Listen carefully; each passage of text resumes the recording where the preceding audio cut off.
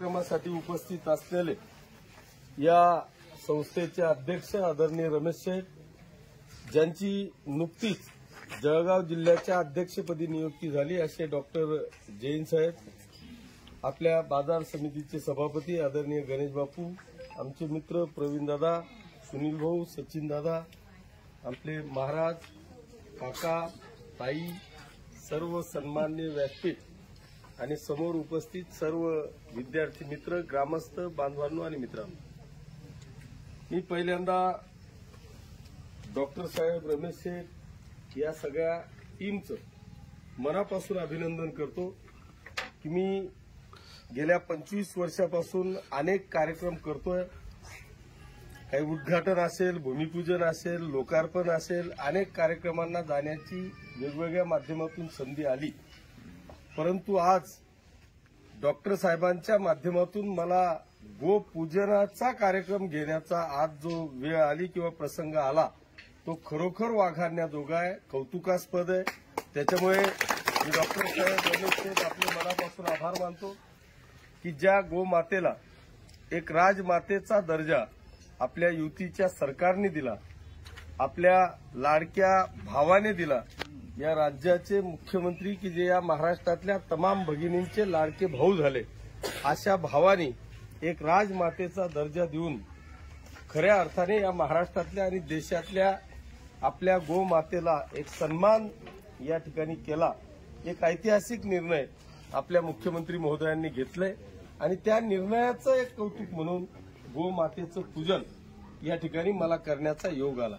खरोखर मी माननीय मुख्यमंत्री, माजी मुख्यमंत्री एकनाथजी शिंदे साहेब, देवेंद्रजी फडणवीस साहेब, अजितदादा पवार साहेब यांचे मनापासून आभार मानेल, त्यांना धन्यवाद देईल की त्यांनी मागच्या 2 वर्षाच्या कार्यकाळामध्ये हाच नाही तर असे अनेक ऐतिहासिक निर्णय घेतले की त्या निर्णयामुळे या संपूर्ण महाराष्ट्राने इतकं भरभरून मतदान केलं की अक्षरशः रमेश शेठ सारख्या अनेक लोकांच्या मनामध्ये पेटींच्या बाबतीत संशय यायला लागला.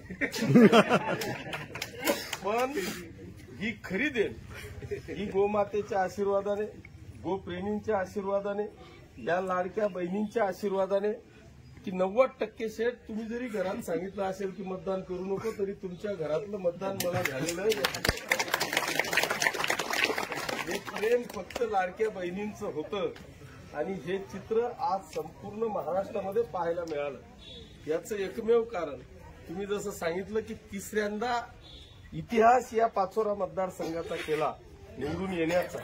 पण मला असं वाटतं की पहिल्यांदा एक इतिहास झाला की एवढं मताधिक्य, 40,000चं मताधिक्य या मतदारसंघामध्ये आजपर्यंत कोणत्याही आमदाराने या ठिकाणी घेतलं नाही. याची एकमेव कृपा आशीर्वाद म्हणजे आमच्या लाडक्या बहिणी. आणि या लाडक्या बहिणींनी भरभरून प्रेम केलं.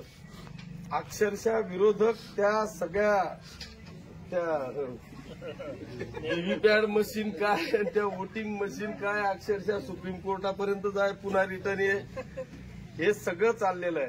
त्याच्यामुळे आजच्या तारखेमध्ये सगळ्या तरुणांपासून म्हणजे मला वाटतं असे ऐतिहासिक निर्णय आपण स्वातंत्र्य काळापासून तर आजपर्यंत कोणत्याही मुख्यमंत्री महोदयांच्या मुखातून किंवा त्यांच्या कार्यकाळात आपले पाहिले नसतील.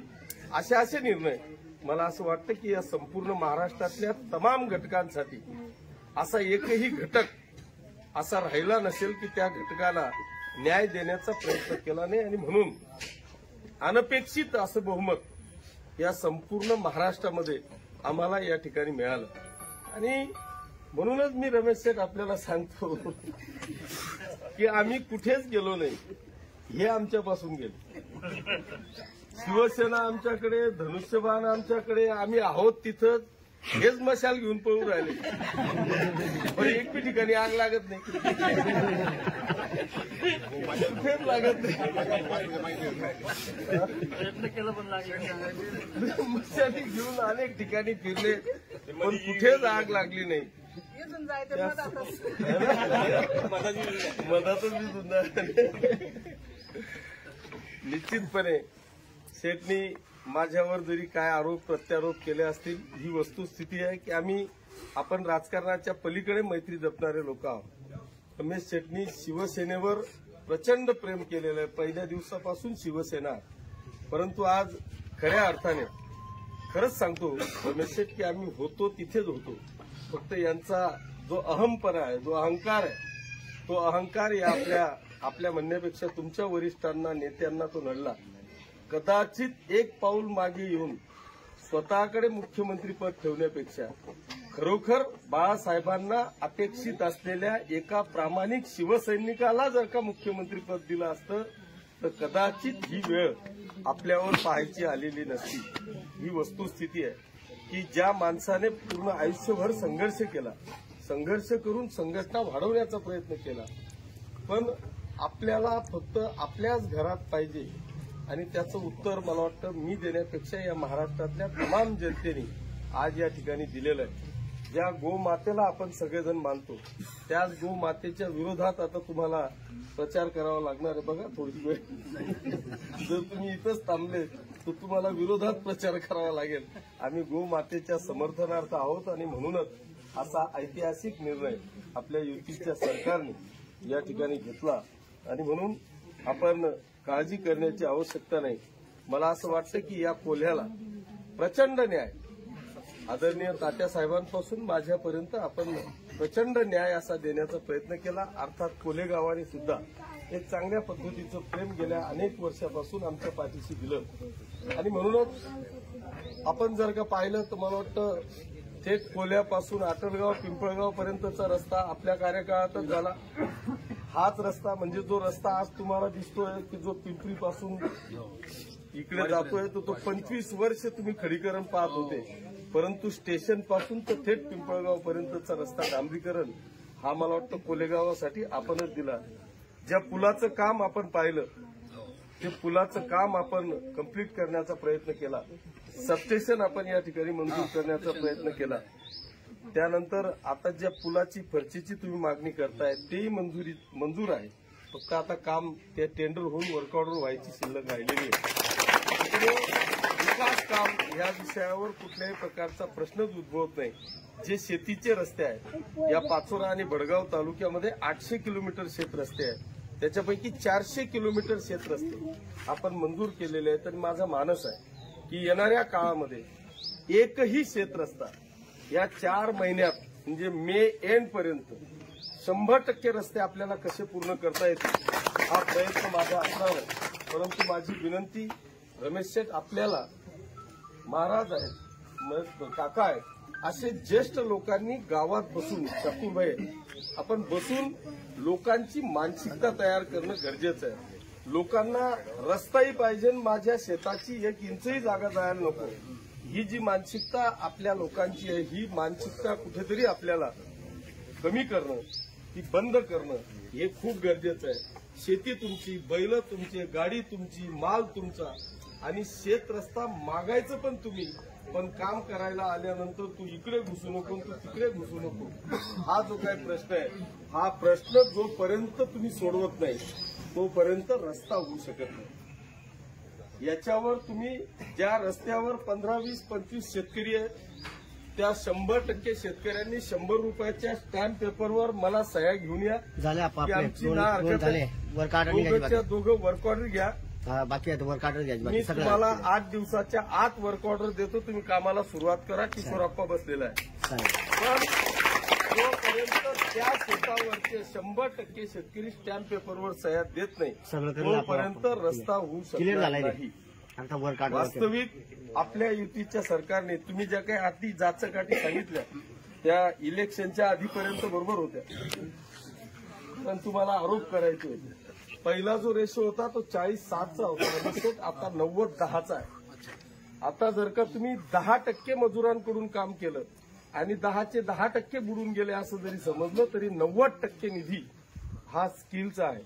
त्याच्यामुळे आपण सरळ 90% निधीमध्ये, म्हणजे असं होत नाही सगळेच काही लोक असे चुकीचे असतात असं होत नाही, परंतु 90% निधी सुद्धा कमी नाही. 1 किलोमीटरला 24,80,000 रुपयाचं इस्टिमेट 1 किलोमीटरच्या खडीकरण रस्त्यासाठी आहे. आणि रोजगार हमी म्हणण्यापेक्षा मातोश्री पालन योजना ती आहे. आपण त्याच्यातल्या सगळ्या अटी त्या शिथिल करून 90-10चा रेशो हा आपल्या राज्य सरकारने आता आणलेला आहे. त्याच्यामुळे 100% शेतरस्ते हे आपले पूर्ण होऊ शकतात, परंतु त्याच्यासाठी आपल्या गावातील जाणकार शेतकरी ग्रामस्थांनी एकत्रित बसून आपले सगळे मतभेद बाजूला ठेवून, राजकीय विचार बाजूला ठेवून, शेती आणि शेतकरीच आमची एक जात आहे आणि आमच्या या जातीला आम्हालाच न्याय द्यायचा आहे या भावनेने जोपर्यंत तुम्ही सामोरं जात नाही तोपर्यंत मला असं वाटतं की आपण आपल्या प्रगतीच्या आड येतोय असं म्हटलं तरी वावगं ठरणार नाही.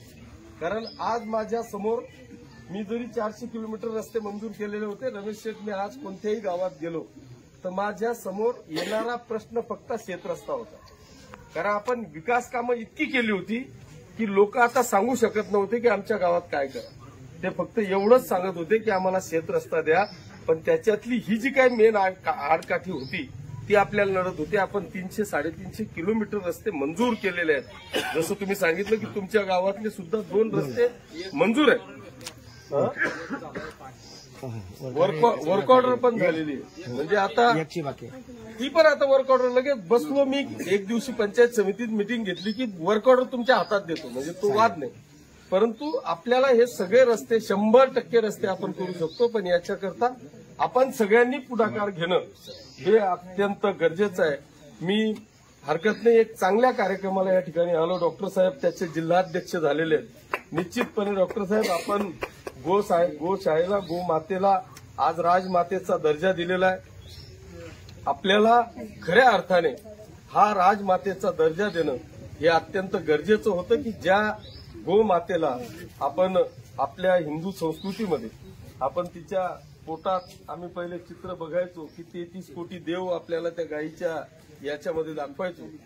आणि आजही मला असं वाटतं की आपण सगळेजण शेतकरी आहोत. आज जर का तुम्ही विचार केला तर आपण सगळेजण शेणखताचा वापर आपण करतो. आज मी आपल्याला या निमित्तानं सांगेल की आपण फक्त एकदा प्रयोग करा. आपण एखादी अशी खोपळ गाय 2-5 हजाराला कुठतरी बाजारात देतो. एक असा थकलेला बैल की ज्याने आयुष्यभर आपल्या शेतामध्ये मरमर आपल्यापेक्षा जास्त कष्ट केलेले असतात, अशा बैलाला आपण 2-5 हजाराला मार्केटमध्ये कुठेतरी कसायला विकतो. पण तोच बैल, तीच खोपळ गाय, त्या गाईला एकदा जर का तुम्ही 10 फूट गड्ड करून तिला एकदा टाका आणि 4 महिने फक्त राहू द्या, तुम्हाला त्या गायीनी जर का 50 हजारापेक्षा 1 रुपया कमी खत दिलं ना तर किशोरप्पाचं नाव बदलून तुम्ही 5 हजाराकरता तिकडे जाताय.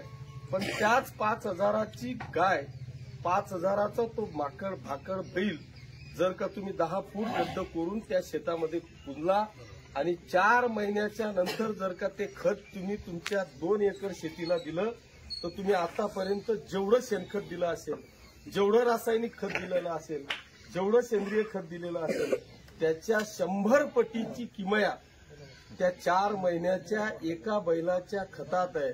मी तुम्हाला चॅलेंज देऊन सांगतो की ते 50,000 रुपयाचं खत तुम्हाला देऊ शकतं. परंतु आम्ही मतलबी लोक आहोत माझ्या सहित की आम्ही आयुष्यभर त्याचं काम करून घेतो आणि जेव्हा तो मरायला टेकतो त्यावेळेस त्याला कसायला विकतो. ही जी आमची प्रवृत्ती मला वाटतं गोवंशाच्या बाबतीत आम्हाला बदलावी लागेल. आणि ही बदलल्याशिवाय खऱ्या अर्थाने जो राजमातेचा दर्जा आपल्या राज्य सरकारने गोमातेला दिलेला आहे तो खऱ्या अर्थाने दर्जा आपल्याला म्हणजे पाळता येणार नाही किंवा त्याचा खऱ्या अर्थाने सन्मान करता येणार नाही. आणि म्हणून मी निश्चितपणे डॉक्टर साहेब आपलं मनापासून अभिनंदन करतो, कौतुक करतो की एका चांगल्या पदावर आपल्याला येण्याचा योग आला, संधी मिळाली. मी तुमचं मनापासून अभिनंदन आणि कौतुक करत असताना या आपल्या मतदारसंघातल्या जेवढ्याही गोशाळा आहेत त्या गोशाळांसाठी आपल्याला जे काय चांगलं करता येईल ते निश्चितपणे करण्याचा प्रयत्न करू अशी ग्वाही आजच्या या कार्यक्रमाच्या निमित्तानं देतो. पुन्हा एकदा रमेश शेठ आपल्या RS बापना गोशाळा कोल्हेच्या वतीने आपण नेहमीप्रमाणे आमचा आज देखील या ठिकाणी सन्मान केला. 25 वर्ष झाले, मला वाटतं 25 वेळा तर निश्चित सन्मान या शाळेमध्ये झालेला असेल. फक्त खाली थोडीशी खुर्ची चेंज झाली ती आपण चेंज करू. 25 फोटो आहेत, 25 फोटो मध्ये आहेत. तो अल्बम फक्त आमचाच भरतोय. नाही तुम्ही अल्बम पाहिलाच नाही. अल्बम दाखवा ना एकदा.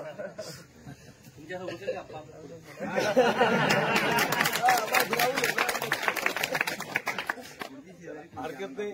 मी पुन्हा एकदा रमेश शेठ आपल्या सर्व सहकाऱ्यांचं डॉक्टर साहेब आपलं अभिनंदन करतो. तर म्हणजे आमचा सहकारी जितू आज त्याच्या बिझी शेड्यूलमुळे नाहीये. मी पुन्हा एकदा तुमचं सगळ्यांचं मनापासून अभिनंदन आणि कौतुक करतो. थांबतो. धन्यवाद. जय हिंद, जय भारत.